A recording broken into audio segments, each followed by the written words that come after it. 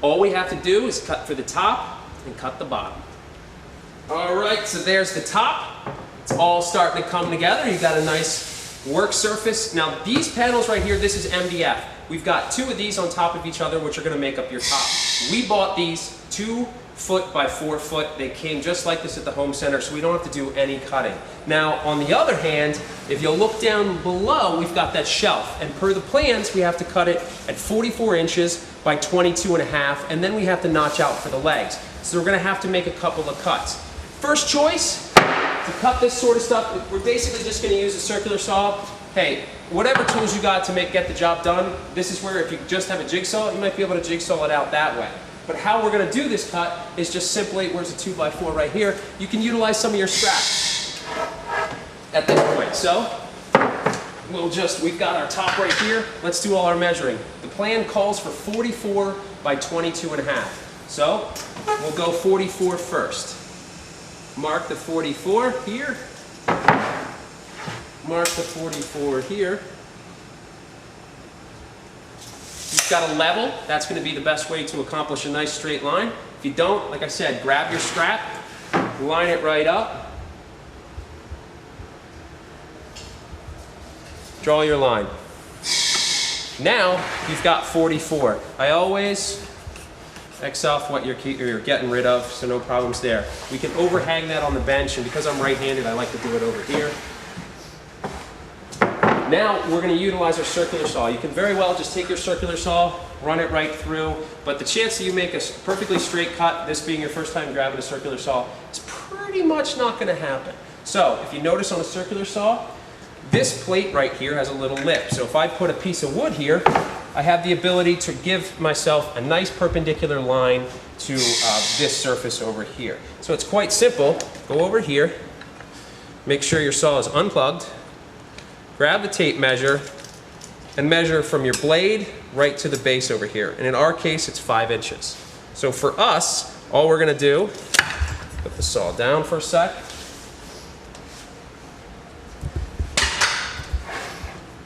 Is make a measurement over 5 inches from this line.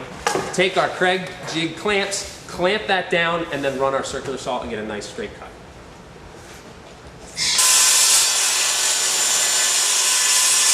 All right, so we've got our workbench bottom shelf. Again, the top shelves, we don't have to do anything, we don't have to cut them. But what we're doing now is we've got it cut to length and width.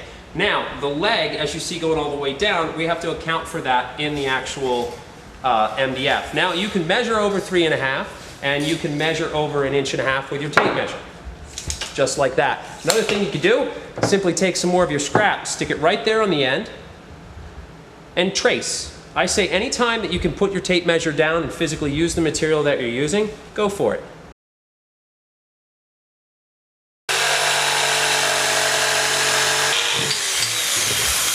Voila!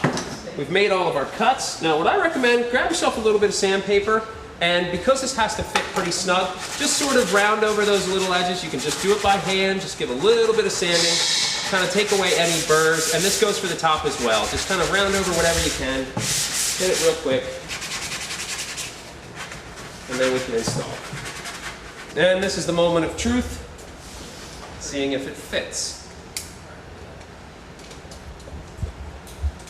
How you get in there is whatever choice you want to make, but basically, tilt it in like this, keep your fingers crossed, and it goes in. You just have to kind of work it down. Some love taps here and there, and boom, got yourself a bottom shelf. Now you're not done, you still have to screw that in. So what we'll do here is actually flip it over like this, voila.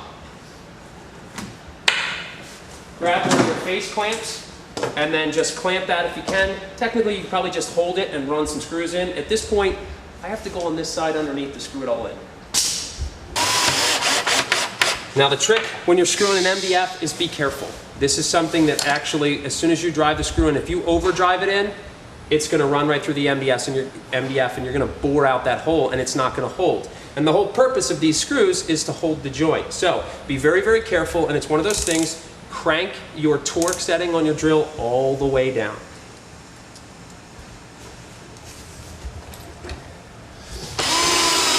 Boom. Bottom shelf is done. Now comes the easy part. Breaking all the 2x4s. It's what happens when you don't have a workbench. So now we've got the bottom shelf, we can utilize it for storage and stuff like that. And the top shelf is even simpler. It's basically taking two pieces of the pre-cut material and sticking them right on top of each other. Like this. Gives you a nice beefy surface. Now there's a couple of different ways. Obviously we're going to screw the MDF from underneath with the pocket holes, but this material right here is going to be the surface for your workbench for quite some time. And you might want to consider not gluing this so that you can take this off and replace it with another one at some point. Because this surface is going to get glue, it might get oil, it's going to be utilized. So you want to take that into consideration. If this is what you're going to use and you want to put something else on top of it, go for that, glue it. At this point, we're going to glue it, we're going to screw it, because this is what we're going to live with. So, throw some glue down there, screw it all together. And with MDF and glue, there's a couple of things to be cautious of. You don't want to have like big globs. You want to put enough glue on there that it holds. We're going to screw it from underneath as well to kind of keep it nice and locked down. But one thing I like to do is this is just a painter's tool, is just sort of smear it out a little bit. Give it a little more surface area, and then that way you get better binding. And honestly, you could go nuts with the glue here. It also becomes a little bit of an art project if you want, because it can get a little fun.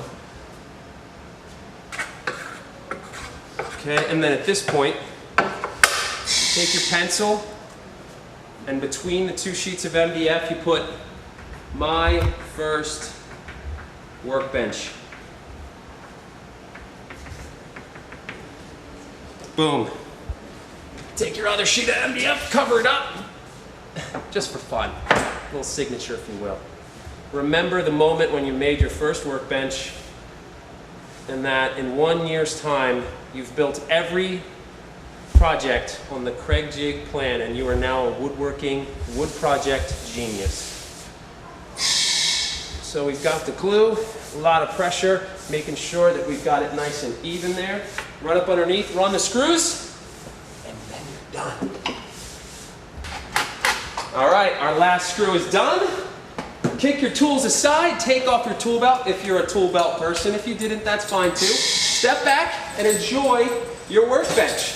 Now, your workbench might be done for most, but if you want to step it up a notch, there's a lot of things that you can add. Add a little bit of T-track, make this a clamp table.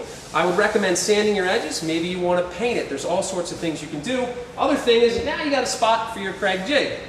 Screw it right into your top. You have a wonderful work surface, and you can get rid of the sawhorses as far as having to work off. You got a nice solid base, and at this point, you're ready to tackle some of the other really cool projects on the Kreg website.